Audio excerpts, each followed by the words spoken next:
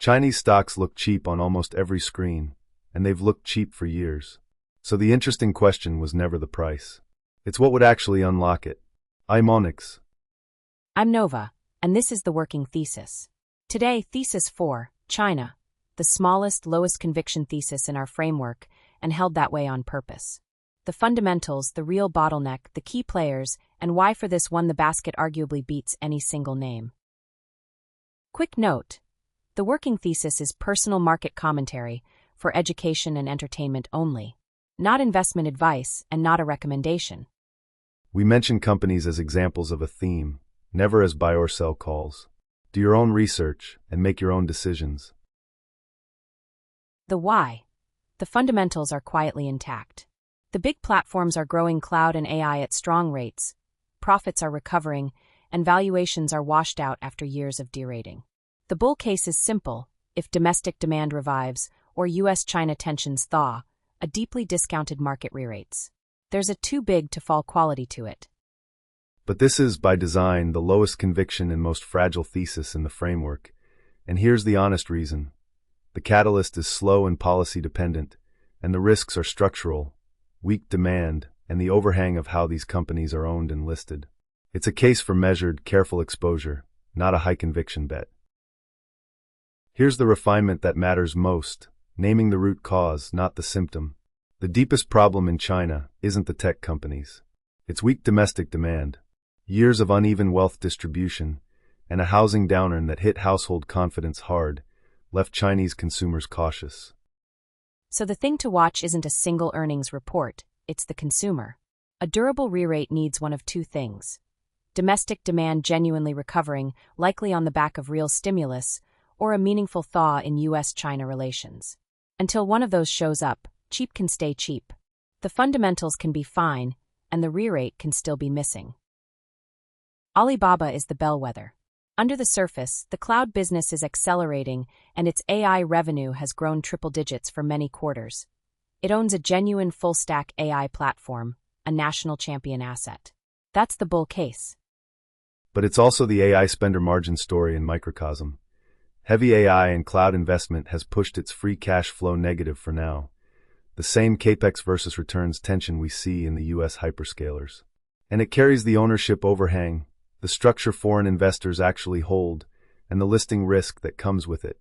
So cheap here is conditional. The re-rate needs demand to recover and AI spend to convert into durable margin. It reads as a swing, watch it closely name, not the high conviction anchor a thesis is usually built around. There's a cleaner way to play Chinese demand, without the ownership question materials.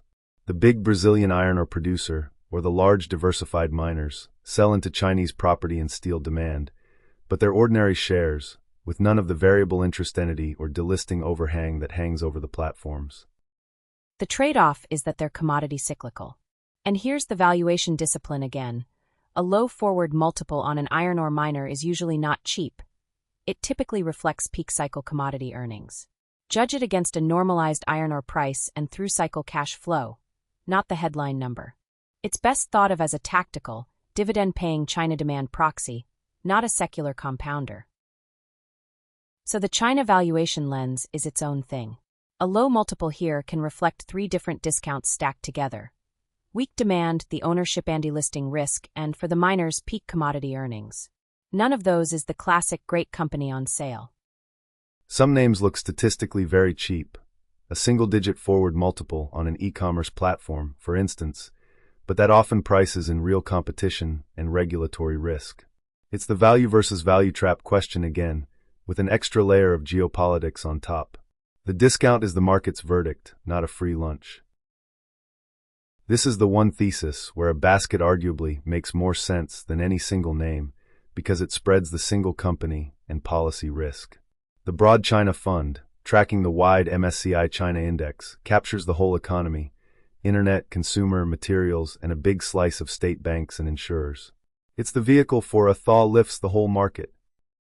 The internet-focused fund is the higher torque alternative, far more concentrated in the platform names, with almost no financials, so it moves more if the internet names specifically re-rate, but it bundles all the ownership overhang into one basket.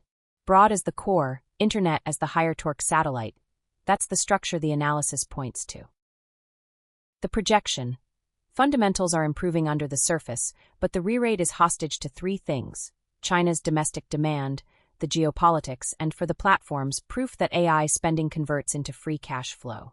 This isn't a call on the catalyst, it's a reason to keep a small, patient eye on the thesis, so the turn isn't missed if it comes. What would change our read? Clear signs of a domestic demand recovery, or a genuine US-China thaw, would strengthen the case. The opposite, deflation deepening, or an escalation in the delisting and tariff fight, would keep it fragile. For now, it's a basket-first, low-conviction thesis. Fundamentals fine, re-rate still missing. That's the thesis, and we keep testing it. If this was useful, the best way to support the show is simple.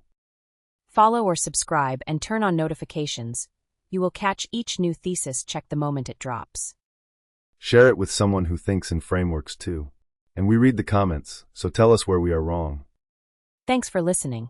We will keep testing the theses in public.